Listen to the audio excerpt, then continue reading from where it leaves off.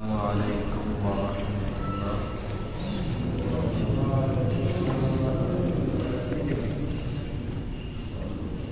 بھائی سورۃ العلق وہ نکال لیں، سورۃ العلق۔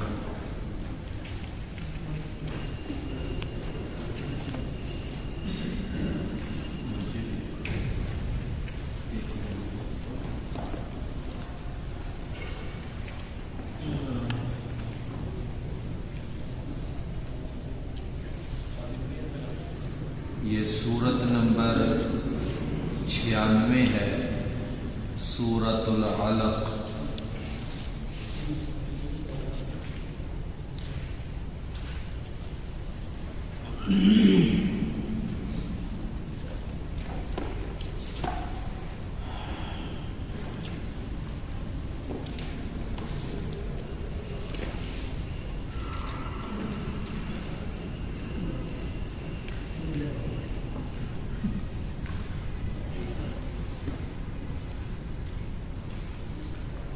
سبق بھی آ گئے ہیں، چلے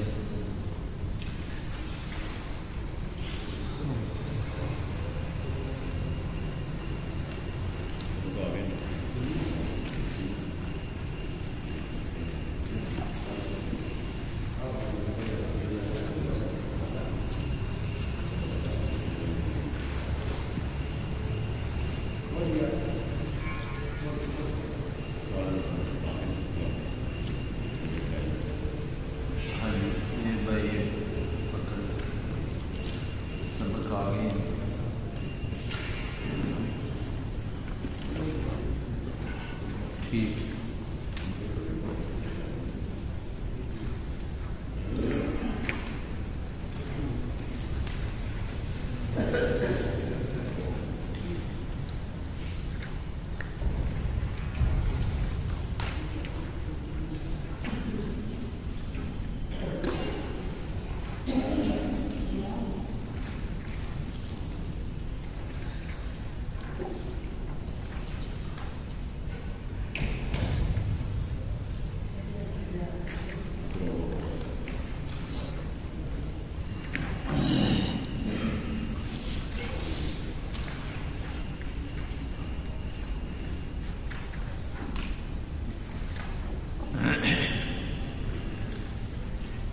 اعوذ باللہ السمیع العلیم من الشیطان الرجیم من ہمزہ ونفخہ ونفثہ۔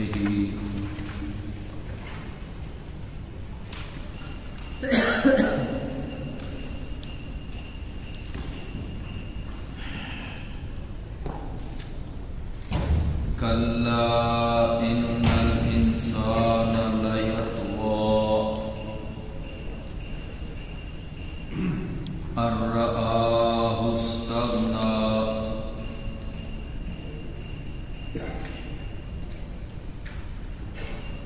ان الی ربک الرجعی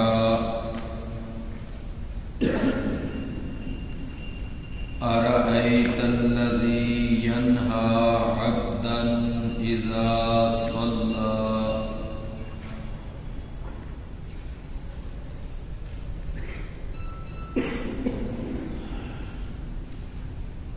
کلا ہرگز نہیں،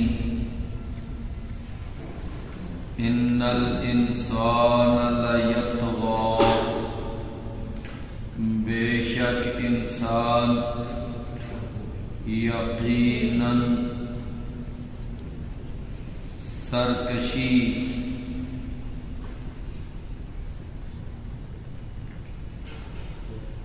کرتا ہے،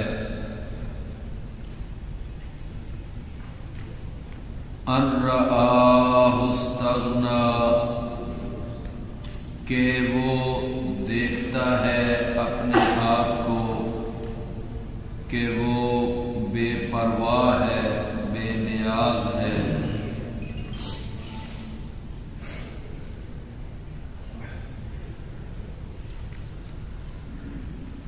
ان الی ربک الرجعی تیرے رب کی طرف ہی پلٹنا ہے۔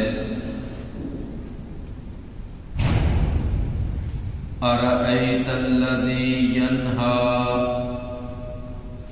کیا آپ نے دیکھا ہے اس شخص کی طرف جو منع کرتا ہے،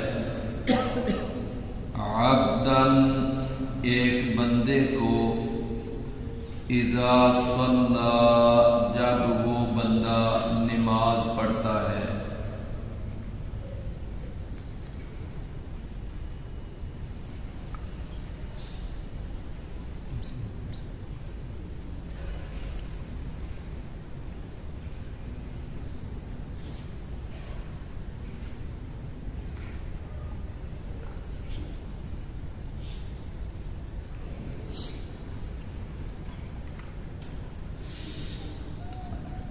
اس سورت کی ابتدائی 5 آیات ہم اللہ کی توفیق سے پچھلے سبق میں پڑھ چکے ہیں۔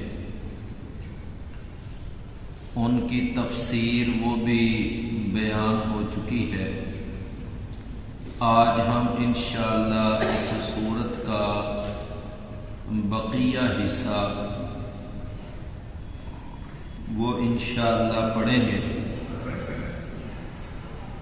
اللہ تعالی نے ارشاد فرمایا کہ ہرگز نہیں، ان الانسان لیطغی، بے شک انسان یقیناً وہ سرکشی اختیار کرتا ہے۔ یہ ہر انسان کے بارے میں تو نہیں ہے، جو اللہ کے مومن بندے ہیں اور متقی اور پرہیزگار ہیں، ان کے اندر تو سرکشی اور بغاوت نہیں ہوتی، وہ اللہ کے سامنے عاجزی اور انکساری اختیار کرتے ہیں۔ قد افلح المؤمنون الذین هم فی صلاتهم خاشعون، کہ جو اپنی نمازوں میں خشوع اور خضوع اختیار کرنے والے ہیں۔ تو جو اللہ تعالی کے نیک بندے ہیں، متقی بندے ہیں، تو وہ تو اللہ کے سامنے ہمیشہ عاجزی والا پہلو اختیار کرتے ہیں۔ رسول اکرم صلی اللہ علیہ وسلم نے فرمایا کہ وَمَا تَوَاضَعَ أَحَدٌ لِلَّهِ إِلَّا رَفَعَهُ اللَّهُ، کہ کوئی بندہ جب اللہ کے سامنے عاجزی اختیار کرتا ہے، انکساری اختیار کرتا ہے، تو اللہ تعالیٰ اس بندے کو بلند کر دیتا ہے، مرتبہ عطا فرما دیتا ہے، اللہ تعالیٰ اس کا مقام بڑھا دیتا ہے لوگوں کے درمیان۔ تو گویا کہ ایک مومن آدمی وہ ہمیشہ اللہ کے سامنے منکسر مزاج ہو کر زندگی گزارتا ہے۔ یہ آدمی جس کا اللہ نے یہاں تذکرہ فرمایا، اس سے مراد ہے کافر، ملحد۔ اس کا جو انداز زندگی ہوتا ہے وہ سرکشی والا ہوتا ہے، جیسا کہ اللہ نے قرآن میں فرعون کے بارے میں یہ بات بیان فرمائی ہے کہ اذهب الى فرعون انه طغى، کہ اے موسیٰ علیہ السلام آپ فرعون کے پاس جائیں، انه طغى، کہ وہ سرکش ہو چکا ہے۔ قوم عاد اور قوم سمود کے بارے میں اللہ نے فرمایا کہ طغوا فی البلاد، انہوں نے شہروں میں سرکشی مچا رکھی تھی. تو گویا کہ یہ سرکش کون ہوتا ہے کہ جو کافر ہے، اللہ کا نافرمان ہے، باغی ہے. تو یہ اس کی اللہ نے صفت بیان کی ہے کہ ان الانسان لیطغی، بے شک یہ انسان جو ہے یہ بڑا سرکش ہو چکا ہے. ارآہ استغنا، کہ وہ اپنے آپ کو بے نیاز سمجھتا ہے، کہتا ہے کہ مجھے کسی کی پرواہ نہیں ہے، نہ مجھے اللہ کی پرواہ، نہ مجھے رسول کی پرواہ، نہ مجھے کسی اور کی پرواہ. یعنی وہ اپنے آپ کو اتنا بے نیاز اور بے پرواہ سمجھ بیٹھا ہے کہ وہ سمجھتا یہ ہے کہ مجھے کسی کی پرواہ نہیں ہے. اللہ تعالیٰ نے سورۃ اللیل میں دیکھے نا ارشاد فرمایا وَأَمَّا مَن بَخِلَ وَاسْتَغْنَىٰ، کہ جہاں تک تعلق ہے اس شخص کا جس نے بخل سے کام لیا اور اس نے اپنے آپ کو بے نیاز سمجھا، بے پرواہ سمجھا. فرمایا کہ وہ آدمی جو ہے وَكَذَّبَ بِالْحُسْنَىٰ، اور اس نے سب سے اچھی بات، قرآن اور حدیث والی بات، اس کو اس نے جھٹلا دیا. فَسَنُيَسِّرُهُ لِلْعُسْرَىٰ، تو عن قریب ہم اس کو آسانی پیدا کریں گے مشکل گھاٹی کی طرف. اور مشکل راستہ، مشکل گھاٹی، مشکل منزل سے مراد ہے جہنم. یعنی ہم اس کے لیے نہ جہنم کا راستہ جو ہے، جو کٹھن ہے، بڑا ہولناک راستہ ہے، ہم اس پر چلنا اس کے لیے آسان کر دیں. تو میرے بھائیوں، ایک مومن آدمی وہ کبھی بھی اپنے اللہ سے، اپنے اسلام سے، دین سے وہ کبھی بے نیاز نہیں ہو سکتا. یہ بے نیاز ہونا، یہ بے پرواہ ہونا، یہ ایک کافر کی صفت ہے. کافر اپنے آپ کو بے نیاز سمجھتا ہے، بے پرواہ سمجھتا ہے. اور اس کے اندر وہ جو عہدے کی جو یعنی ایک چمک ہوتی ہے یا دولت کی چمک ہوتی ہے، یہ چیزیں اس آدمی کا دماغ خراب کر دیتی ہیں. جتنا زیادہ مال آیا، جتنا بڑا عہدہ مل گیا، بس اتنا ہی اس کا دماغ خراب ہو. یہ تو ہے نا، یہ دولت یہ بڑے بڑے لوگوں کے دماغ خراب کر دیتی ہے. اور یہ عہدے، یہ کرسیاں، یہ اقتدار، یہ بھی انسان کو بہت زیادہ برباد کر دیتی ہے. تو اللہ تعالیٰ نے ارشاد فرمایا کلا، ہرگز نہیں، ان الانسان لیطغی، بے شک انسان جو ہے وہ یقیناً سرکش ہو چکا ہے. ارآہ استغنیٰ، کہ وہ اپنے آپ کو بے پرواہ سمجھتا ہے. فرمایا کہ یہ والا بے پرواہ کیسے ہو سکتا ہے؟ ان الی ربک الرجعی، بے شک تیرے رب کی طرف لوٹنا، بالآخر جانا تو اللہ کے پاس ہے. الیہ المصیر، الیہ تحشرون، الیہ ترجعون، اللہ کی طرف بالآخر پلٹنا. تو لہذا انسان جو ہے جتنا بھی مرضی عہدے والا، دولت والا، جو بھی ہو جائے، طاقت والا، قوت والا، لیکن بالآخر اس نے جانا اللہ کے پاس. لہذا انسان اللہ سے کبھی بے نیاز ہو سکتا ہی نہیں. کبھی اللہ سے بے نیاز نہیں ہو سکتا۔ دیکھیں نا، ابھی انسان دنیا میں نہیں آتا، ابھی ماں کے پیٹ میں ہوتا ہے تو وہاں انسان کی خوراک کا کون بندوبست کرتا ہے؟ اللہ کرتا ہے۔ دنیا میں آ گیا پھر بھی اللہ پال رہا ہے۔ تو انسان جو ہے وہ انسان ہوتے ہوئے کبھی اللہ کی رحمت سے، اللہ کے فضل سے اور اللہ تعالی کے یعنی کمالات سے کبھی بے نیاز نہیں ہو سکتا، یہ ناممکن ہے۔ اللہ اکبر۔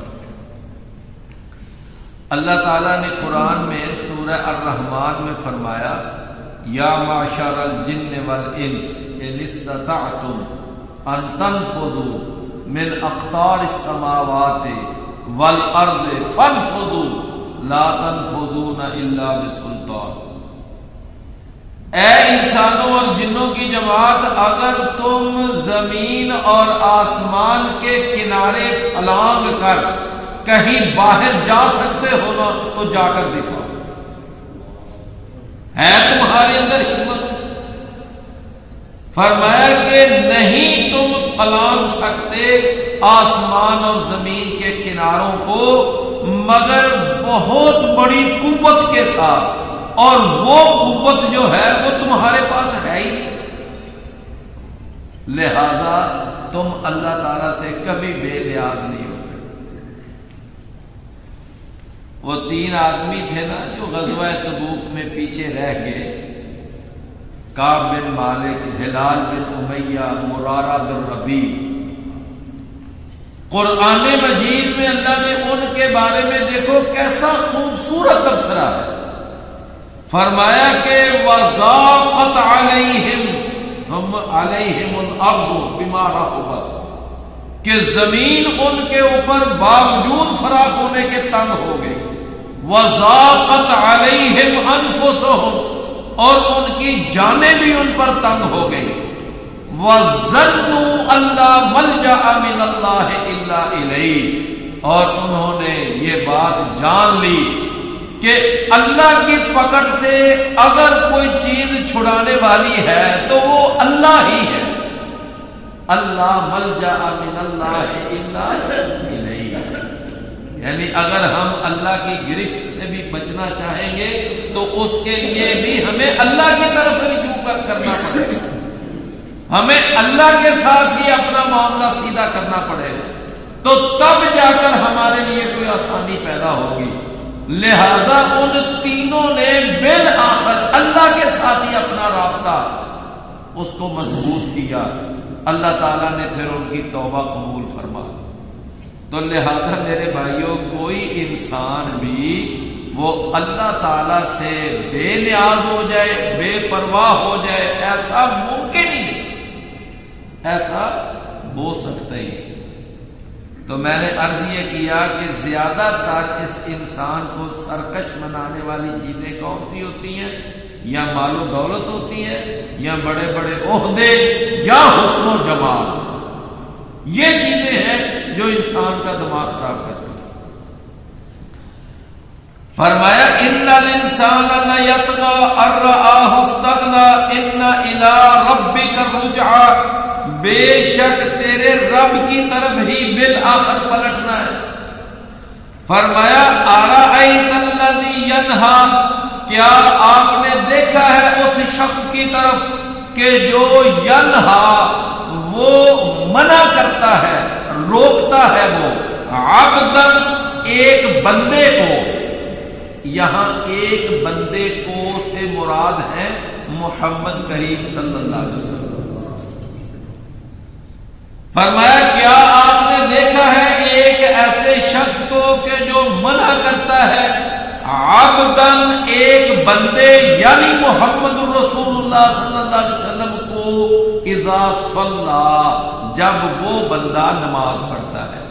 تو آپ نے اس شخص کی طرف دیکھا کہ جو یعنی ایک بندے کو نماز پڑھنے سے کیا کرتا ہے؟ منع کرتا ہے۔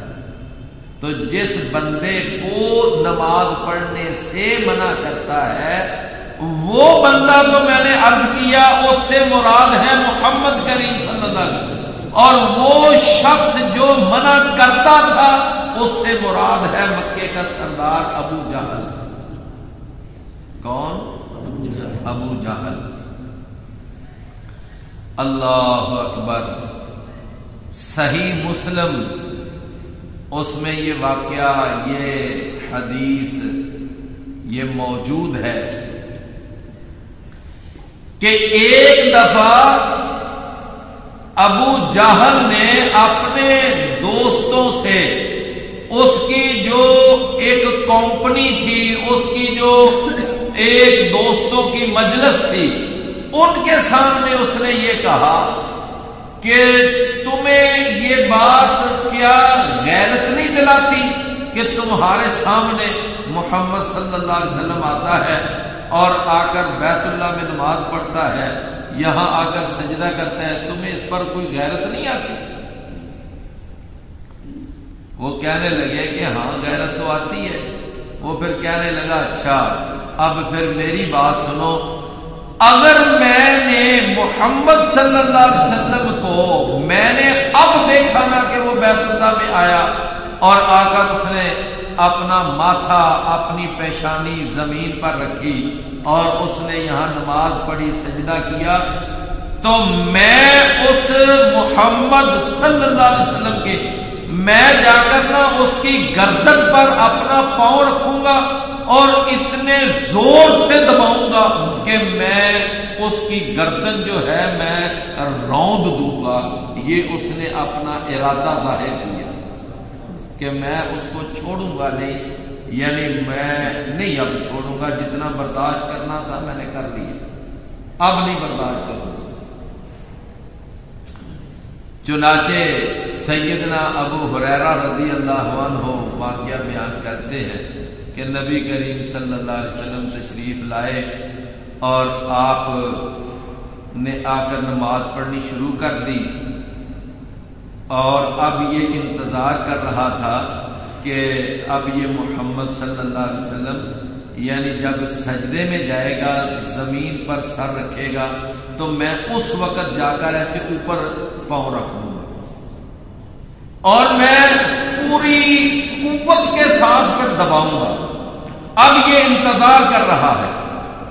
جب رسول اللہ صلی اللہ علیہ وسلم سجدے کی حالت میں گئے، یہ آگے بڑھنے لگا اور یہ یعنی پاؤں رکھنا چاہتا تھا، ابھی قریب گیا تو یکدم اپنے دونوں ہاتھ جو ہے نا ایسے وہ مارتا ہوا، دونوں ہاتھ پیچھے یعنی مارتا جا رہا ہے، پیچھے ہٹتا جا رہا ہے، تو پیچھے ہٹتا ہٹتا اپنے وہ جو دوست تھے نا جو اس کے بیٹھے ہوئے، تو وہاں پر چلا گیا۔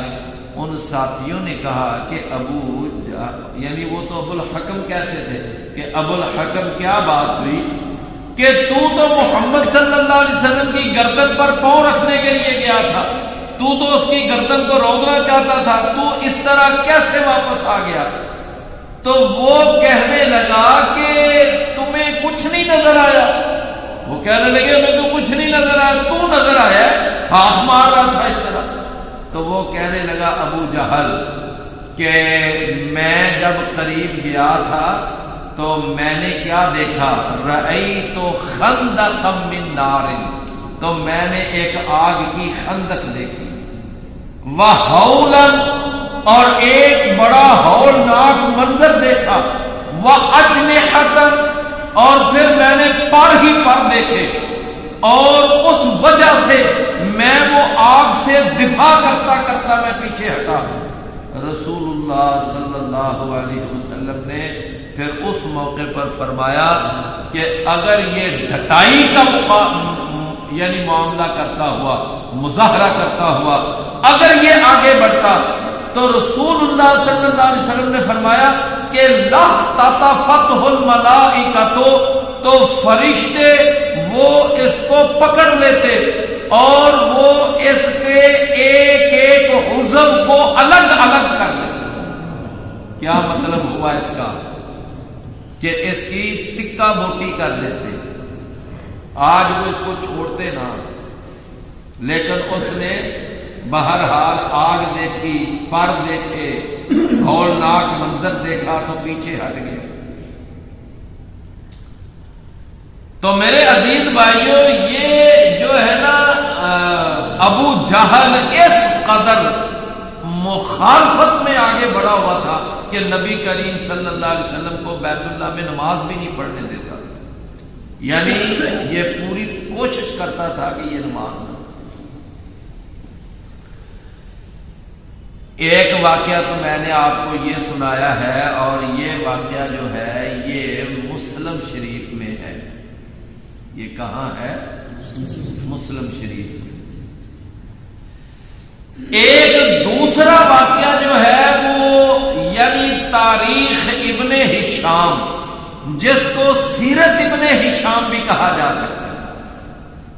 سیرت ابن ہشام، اور یہ سیرت ابن ہشام نبی صلی اللہ علیہ وسلم کی سیرت پر یہ ایک کتاب لکھی گئی ہے. بڑی مستند کتاب ہے اور امہات الکتب میں سے ہے، اور یہ کتاب مطالعہ کرنی چاہیے. بڑی اچھی اور مستند کتاب ہے، یعنی سیرت ابن ہشام. سیرت ابن ہشام کے اندر لکھا ہوا ہے کہ ایک دفعہ یہ ظالم ابو جہل اپنے ساتھیوں سے کہنے لگا، اس کے یہ جو ساتھی تھے یعنی عتبہ تھا، شیبہ تھا، اور ابی بن خلف تھا، اسی طرح عبداللہ بن ابو امیہ تھا، یعنی اس کے یہ جو بڑے قریبی ساتھی، عقبہ بن ابی معیط تھا. تو اپنے ساتھیوں سے یہ ظالم کہنے لگا کہ تمہیں پتا ہے نا کہ یہ محمد صلی اللہ علیہ وسلم ہمارے معبودوں کو اور ہمارے بزرگوں کو برا کہتا ہے، برا بھلا کہتا ہے، ان کو گالیاں دیتا ہے. تمہیں پتہ ہے نا؟ اچھا ایمانداری سے بتائیں کہ کیا کبھی رسول اللہ صلی اللہ علیہ وسلم نے ان کے کسی معبود کو کبھی گالی دی ہو؟ سوال ہی پیدا نہیں ہوتا. یعنی یہ بات جو ہے یہ بالکل واقعہ کے ہی خلاف ہے. اللہ نے قرآن میں فرمایا کہ اے محمد صلی اللہ علیہ وسلم، آپ اہل ایمان کو یہ بات بتا دیں کہ تم کبھی بھی کافروں کے معبودوں کو گالی نہ دو. پلٹ کر جوابی طور پر پھر وہ تمہارے سچے معبود کو گالی دیں گے، لہذا نہ گالی دو ان کو.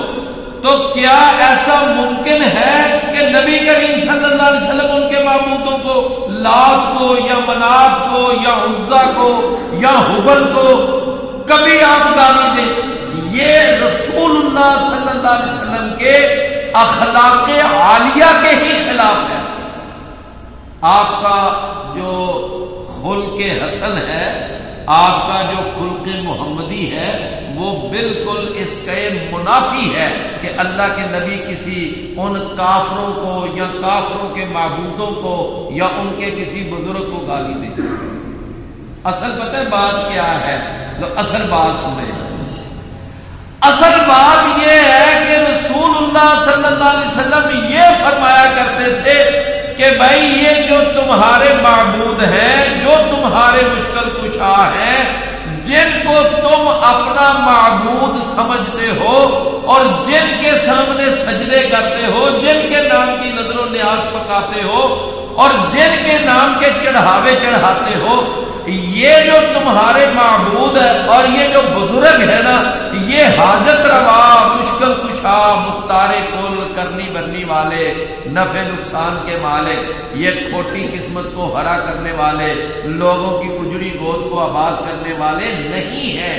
ان کے پاس یہ اختیارات نہیں ہیں.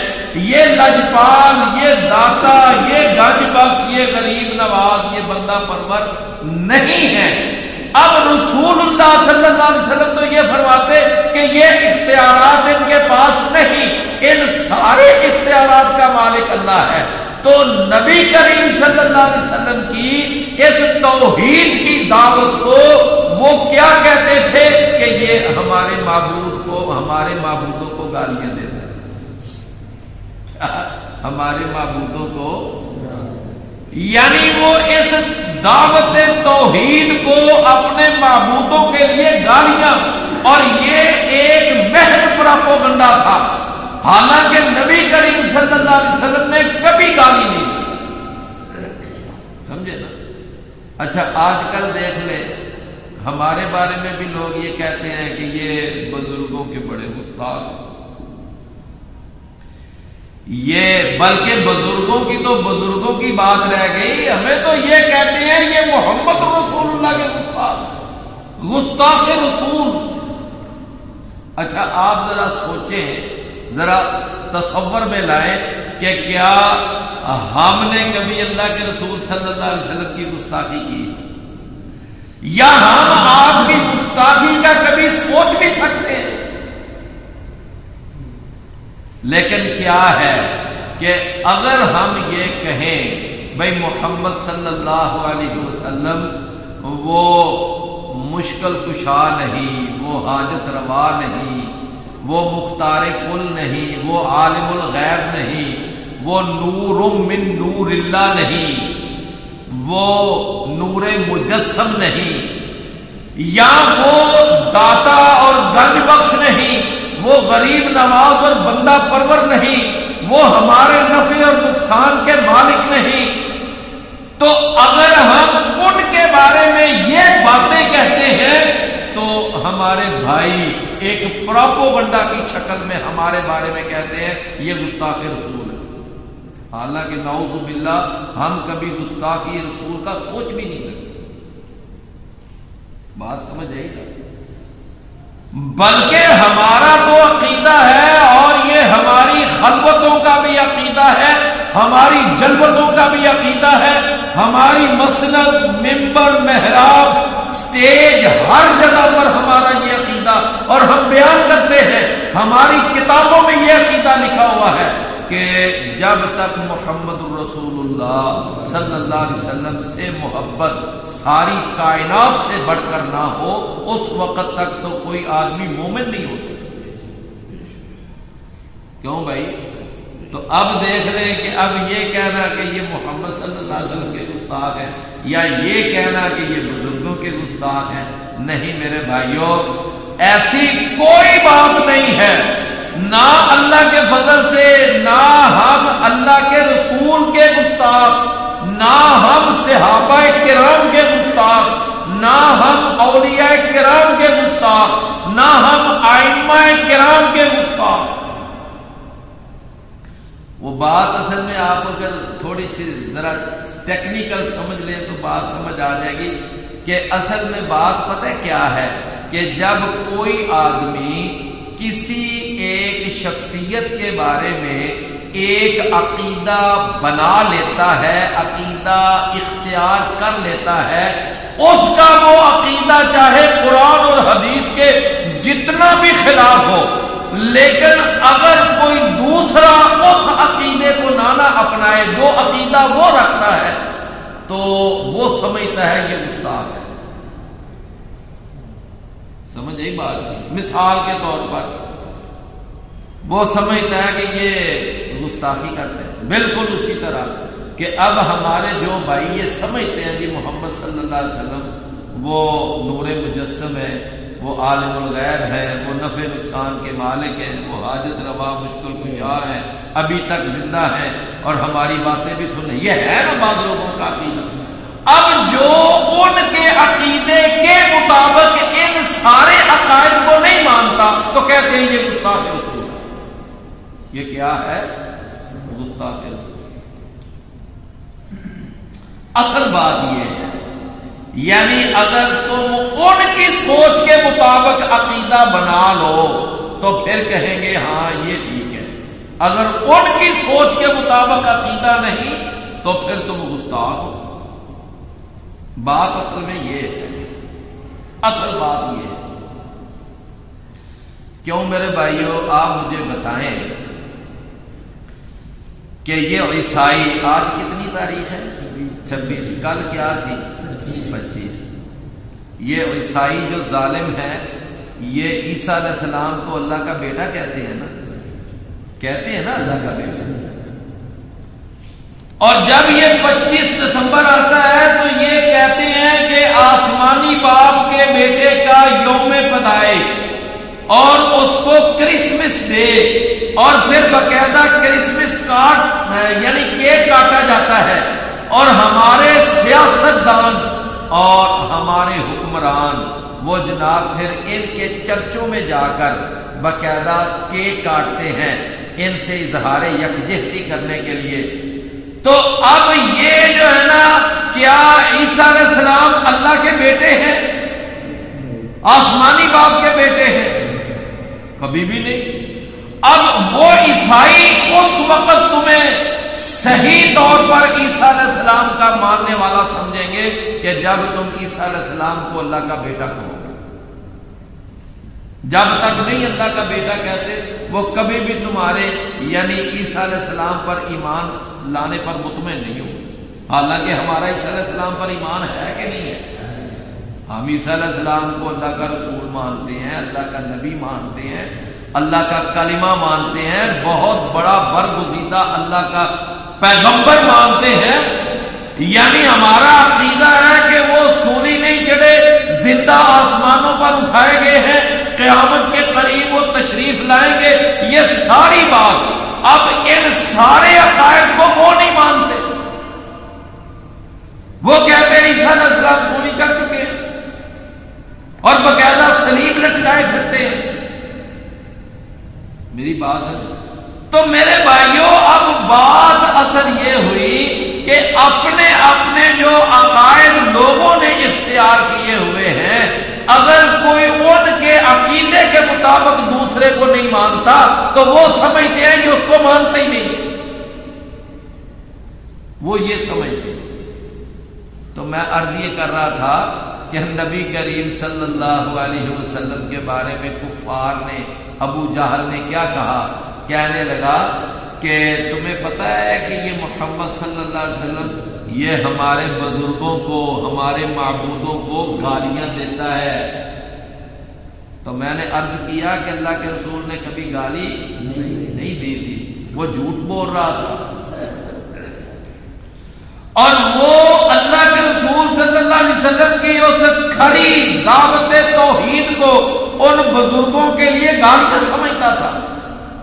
تو خیر، رسول اللہ صلی اللہ علیہ وسلم کے بارے میں اس نے کہا کہ اب اگر وہ آیا نا یہاں بیت اللہ میں، اب اس نے نماز پڑھی، یہ اور واقعہ ہے، یہ اور واقعہ ہے۔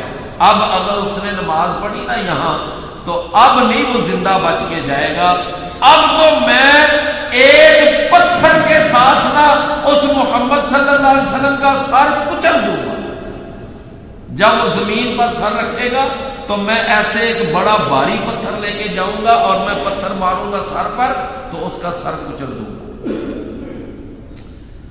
اللہ اکبر۔ انتظار کرنے لگا، نبی صلی اللہ علیہ وسلم گئے، آپ نے جا کر نماز شروع کر دی، نماز پڑھنے لگ گئے۔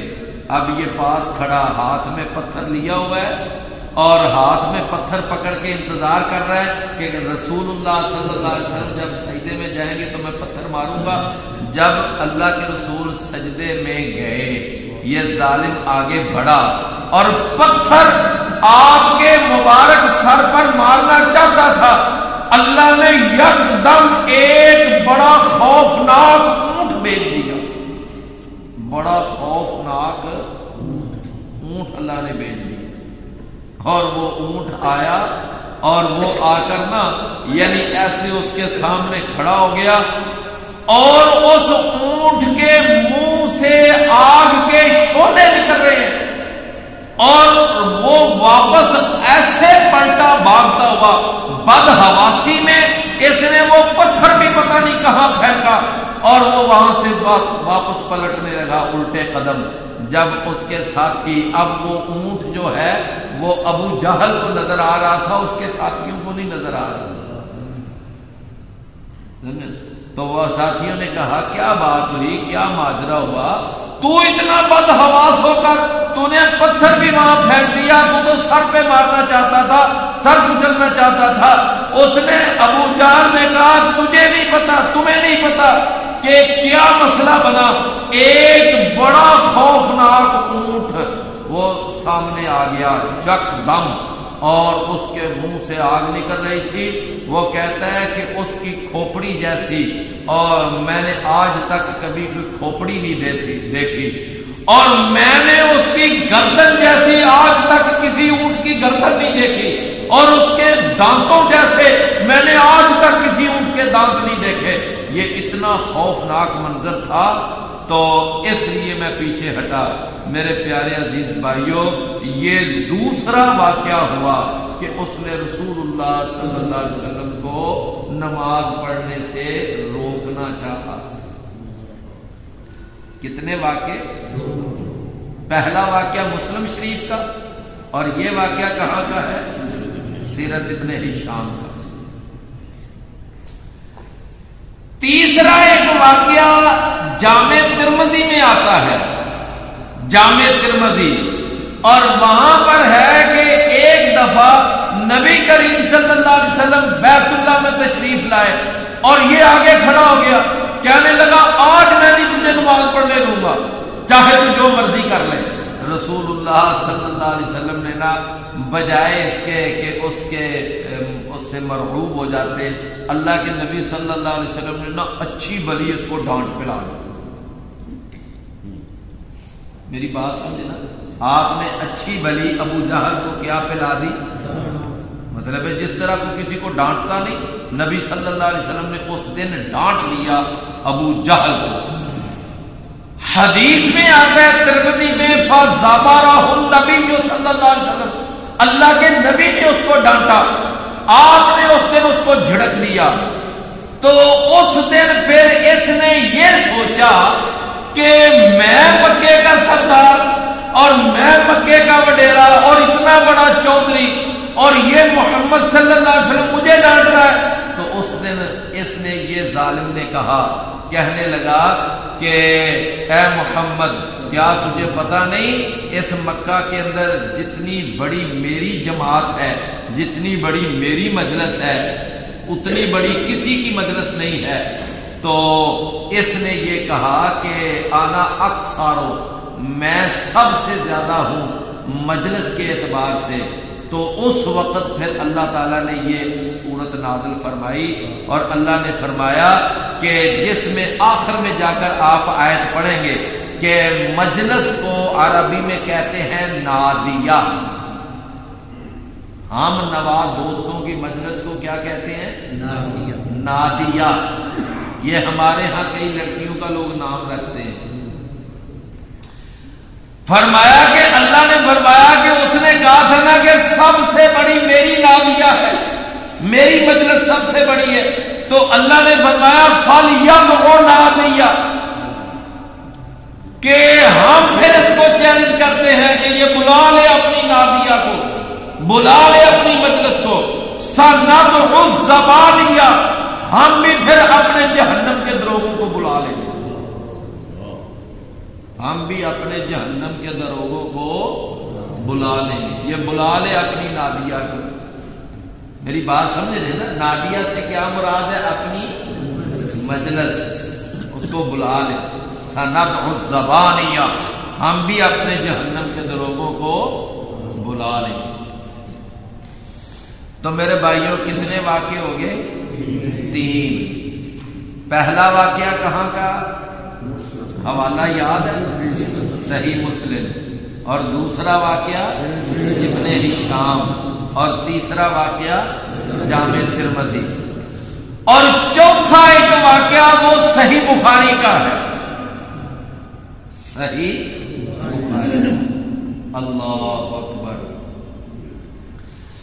ایک دفعہ نبی کریم صلی اللہ علیہ وسلم بیت اللہ میں نماز پڑھ رہے ہیں، اور 7 بڑے بڑے بدماش اور بڑے بڑے جگے مکے کے وہ بیٹھے ہوئے ہیں، اور ان میں پھر ابو جہل جو تھا وہ کہنے لگا کہ وہ دیکھو وہ محمد صلی اللہ علیہ وسلم آیا، نماز پڑھنے لگا ہے، تو میں نے آج دیکھا ہے مکہ کے اندر ایک فلاں جگہ پر اونٹنی ذبح ہوئی ہے، تو اس اونٹنی کی وہاں بچہ دانی پڑی ہوئی ہے، اونٹنی کی بچہ دانی وہاں پڑی ہوئی ہے، تو تم میں سے کوئی آدمی ہے کہ وہ اس بچہ دانی کو لے کر آئے، اور جب یہ محمد صلی اللہ علیہ وسلم سجدے میں جائے تو وہ بچہ دانی لا کر اس کے سر پہ رکھ دی جائے، اور اس کے بعد پھر اوپر سے دبایا جائے، یہ اوپر اٹھ ہی نہ سکے۔ یہ اس نے بات کہی۔ ان 7 بڑے بڑے بدماشوں میں ایک بدماش عقبہ بن ابی معیط بیٹھا ہوا تھا۔ اس نے کہا میں لے کر آتا ہوں وہ بچہ دانی۔ یہ بدبخت گیا اور اس نے جا کر وہ بچہ دانی اٹھائی، اور جس طرح بھی وہ لا سکا لایا۔ نبی صلی اللہ علیہ وسلم جب سجدے میں گئے تو اس نے وہ بچہ دانی آپ کے سر مبارک پر رکھ دی۔ کس نے بلا؟ عقبہ بن ابی معیط۔ اللہ اکبر۔ یہ ظالم بدر کے قیدیوں میں یہ قیدی بنا تھا۔ بدر کے جو 70 قیدی ہوئے نا، ان میں یہ بھی ایک قیدی تھا۔ تو رسول اللہ صلی اللہ علیہ وسلم ابھی مدینہ پہنچے نہیں تھے قیدیوں کو لے کر، ابھی آپ راستے میں ایک جگہ آپ نے سٹے کیا تھا، پڑاؤ ڈالا تھا ایک جگہ راستے میں۔ تو نبی صلی اللہ علیہ وسلم نے فرمایا کہ میں دیکھ رہا ہوں کہ ان قیدیوں میں عقبہ بن ابی معیط بھی ہے۔ جی اللہ کے رسول، عقبہ بن ابی معیط بھی ہے۔ آپ نے فرمایا جاؤ اس کو لے کر آؤ۔ عقبہ بن ابی معیط کو لایا گیا، اس کے ہاتھ پیچھے باندھے گئے، اور سیدنا علی رضی اللہ عنہ کو اللہ کے رسول نے حکم دیا کہ علی اٹھو، باقی قیدیوں کا فیصلہ تو جا کر مدینے میں کریں گے، اس بدبخت کی یہاں گردن اتار۔ راستے میں ہی اس کی گردن اتار۔ جب اس کی گردن اتارنے لگے نا تو یہ بول پڑا، کہنے لگا باقی بھی تو قیدی وہاں کھڑے ہیں، ان کو کچھ نہیں کہا، میری گردن پہلے اتارنے لگے ہو، مجھے پہلے قتل کرنے لگے ہو۔ رسول اللہ صلی اللہ علیہ وسلم نے فرمایا ہاں، اس لیے کہ تو بڑا گندا اور خطرناک جنگی مجرم ہے، تو بڑا گندا اور بڑا خطرناک جنگی مجرم ہے، باقیوں کا فیصلہ ہم جا کر مدینے میں کریں۔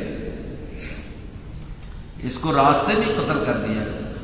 تو یہ عقبہ بن ابی معیط کہتا ہے میں لے کر آتا ہوں، لایا، اللہ کے رسول سجدے میں گئے اور اس نے وہ آپ کے سر مبارک کے اوپر یہ رکھ دی۔ عبداللہ بن مسعود کہتے ہیں میں وہاں تھا، لیکن کاش میں اس قدر ہمت اور طاقت والا ہوتا کہ میں ان کو روک سکتا، لیکن میں روک نہیں سکا، میرے پاس وہ طاقت ہی نہیں تھی، میرے پاس وہ قوت ہی نہیں تھی۔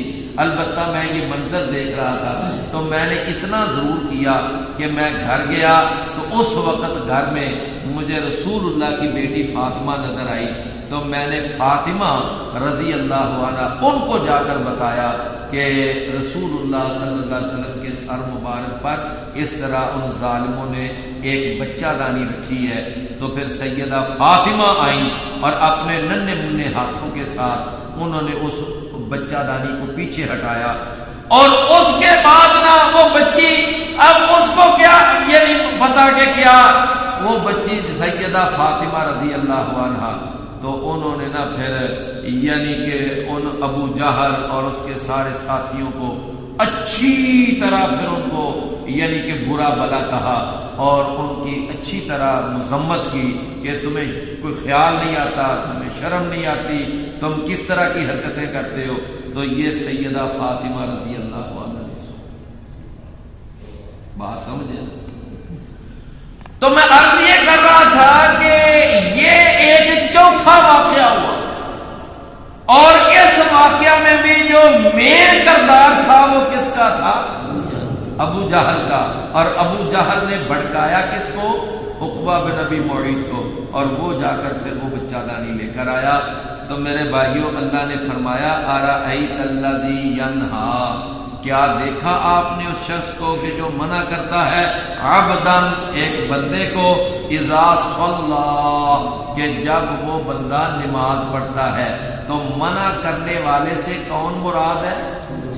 ابو جہل، اور منع جس کو کیا جاتا ہے نماز پڑھنے سے کون مراد ہے؟ محمد کریم صلی اللہ علیہ وسلم۔ فرمایا ارأیت ان کان علی الہدی، کیا آپ نے دیکھا کہ اگر وہ ہدایت پر ہوتا، او امر بالتقوی، یا اس نے حکم دیا ہو تقوی کا، یعنی اب آپ یہ دیکھیں کہ جس کو یہ نماز پڑھنے سے منع کر رہا ہے وہ یعنی ہے بھی ہدایت پر اور وہ حکم بھی تقوی کا دے رہا ہے، وہ خود بھی ہدایت پر ہے اور دوسروں کو حکم بھی تقوی کا دے رہا ہے۔ اور اس کے مقابلے میں ارأیت ان کذب وتولی، کیا آپ نے دیکھا کہ اگر یہ ابو جہل جو روک رہا ہے یہ اس نے جھٹلا دیا، وکذب وتولی، اور اس نے منہ موڑ لیا، اس نے اسلام سے رخ پھیر لیا، فرمایا الم یعلم بان اللہ یرا، کیا اس نے جانا نہیں کہ بے شک اللہ تعالیٰ دیکھ رہا ہے، اللہ تعالیٰ اس کی ایک ایک حرکت کو دیکھ رہا ہے۔ فرمایا کلا، ہرگز نہیں، لئن لم ینتہ، یقیناً اگر یہ ابو جہل باز نہ آیا، لنصفعا بالناصیہ، یقیناً ہم گھسیٹیں گے اس کے پیشانی کے بالوں سے پکڑ کر، بالناصیہ، یہ جو پیشانی ہے نا، پیشانی کے اوپر یہ جو بال ہے، آپ نے دیکھا اکثر و بیشتر جب کسی سے کوئی جھگڑا وگڑا ہو جائے تو سب سے پہلے یہاں سے باہر ہی پکڑتے ہیں۔ فرمایا ہم اس ابو جہل کو گھسیٹیں گے، کہاں سے پکڑ کر؟ پیشانی کے بالوں سے پکڑ کر۔ فرمایا کون سی پیشانی؟ ناصیۃ کاذبہ، وہ پیشانی کہ جو جھوٹ بولنے والی ہے۔ اب پیشانی سے مراد صرف پیشانی ہے یا پیشانی والا شخص مراد ہے؟ یعنی پیشانی والا شخص مراد ہے ابو جہل۔ نبی کریم صلی اللہ علیہ وسلم کی بڑی مشہور وہ حدیث ہے، دعا ہے، آپ فرمایا کرتے تھے کہ ناصیتی بیدی کا، کہ اے اللہ میری پیشانی تیرے ہاتھ میں ہے۔ کیا مطلب؟ کہ یا اللہ میرا جسم بھی میرے اپنے کنٹرول میں نہیں، میری پیشانی بھی کس کے ہاتھ میں ہے؟ تیرے ہاتھ میں۔ ماضٍ فی حکموں کا، میرے جسم پر جاری ہونے والا ہے تیرا حکم۔ تو یہ رسول اللہ صلی اللہ علیہ وسلم فرمایا کرتے تھے کہ میری اپنی پیشانی بھی کس کے ہاتھ میں ہے؟ اللہ کے ہاتھ۔ تو فرمایا ناصیۃ کاذبہ، وہ ابو جہل کی گندی پیشانی کہ جو جھوٹ بولنے والی ہے، خاطئہ اور گناہگار ہے، خطا کار ہے۔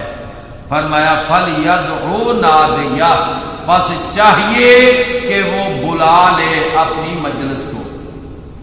نادیہ آ گیا نا لفظ نادیہ۔ جس نے کہا تھا نا کہ میں پورے مکے میں سب سے بڑی میری مجلس ہے، سب سے بڑے میرے حمایتی ہیں، سب سے زیادہ میرے ہم نوا ہیں، سب سے زیادہ میرے چاہنے والے ہیں، میرے مرید اور میرے کارکن میرے سب سے زیادہ ہیں، یہ اس نے کہا۔ اللہ نے فرمایا فَلْيَدْعُ نَادِيَ، بس وہ بلا لے اپنی مجلس کو، سَنَدْعُ الزَّبَانِيَّ، ان قریب ہم بھی بلا لیں گے الزبانیتا، کس کو؟ جہنم کے داروغوں کو۔ اور یہ کتنے ہیں؟ 19۔ اور ان کا سب سے بڑا داروغہ وہ کون ہے؟ مالک۔ اور قرآن کہتا ہے یہ اتنے سخت مزاج ہیں، اتنے سخت مزاج ہیں کہ ان کو جب کا اللہ نے پیدا کیا ہے کبھی ہنسی اور مسکراہٹ اور تبسم نام سے یہ واقف ہی نہیں، واقف ہی نہیں، انہیں پتہ ہی نہیں کہ تبسم ہوتا کیا۔ اللہ نے ان کو پیدا ہی ایسا کیا۔ فرمایا سندعو الزبانیہ، ان قریب بلا لیں گے جہنم کے دروغوں کو۔ کلا، ہرگز نہیں، لا تطیعہ، اے نبی صلی اللہ علیہ وسلم تو اس کی بات نہ مان۔ کس کی بات نہ مان؟ ابو جہل۔ اس کی تو نے بات نہیں ماننی، وسجد اور تو سجدہ کر، کیا مانا؟ تو نماز پڑھتا ہے۔ یہاں سجدہ مراد کیا ہے؟ نماز ہے۔ کبھی صرف رکوع بول کر نماز مراد لیا جاتا ہے، کبھی صرف سجدہ لفظ بول کر مراد نماز لی جاتی ہے، کبھی صرف قیام بول کر مراد نماز لی جاتی ہے۔ یعنی جز بول کر کل مراد لینا، یہ قرآن مجید میں کئی جگہ پر عام ہے۔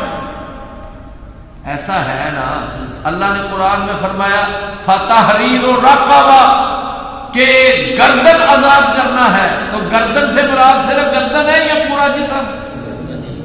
پورا جسم مراد ہے۔ تو جز بول کر کل مراد لیا جاتا ہے۔ تو اللہ تعالیٰ نے یہاں لفظ تو سجدہ بولا، لیکن مراد کیا ہے؟ نماز۔ فرمایا کہ آپ سجدہ کریں، وقترب، اور آپ اللہ کے بہت قریب ہو جائیں۔ سمجھے نا؟ یہاں پر سجدہ تلاوت ہے، جو بھائی بعد میں سجدہ تلاوت کرنا چاہتا ہے کر لے۔ یہ سجدہ تلاوت فرض نہیں ہے، یہ مستحب ہے۔ یہ فرض نہیں ہے، کیا ہے؟ مستحب۔ مستحب پر عمل کریں تو اجر اور ثواب ملتا ہے، اگر عمل نہ کریں تو انسان اللہ کے ہاں گناہ گار۔ نبی صلی اللہ علیہ وسلم نے ایک دفعہ سورۃ النجم پڑھی اور آپ نے اس میں سجدہ کیا، اور اگلے جمعہ آپ نے پھر سورۃ النجم پڑھی، تو صحابہ کہتے ہیں ہم ذرا سیدھے ہوئے کہ آج پھر سجدہ کریں گے، لیکن اس دن آپ نے سجدہ نہیں کیا۔ تو ایک دفعہ سجدہ کیا پڑھ کر اور ایک دفعہ نہیں کیا۔ اگر فرض ہوتا تو نبی صلی اللہ علیہ وسلم کیوں نہ دوسری دفعہ بھی کرتے؟ اس کا مطلب یہ ہے کہ اس کی حیثیت فرض والی نہیں بلکہ کیا ہے؟ مستحب والی ہے۔ ایک بات۔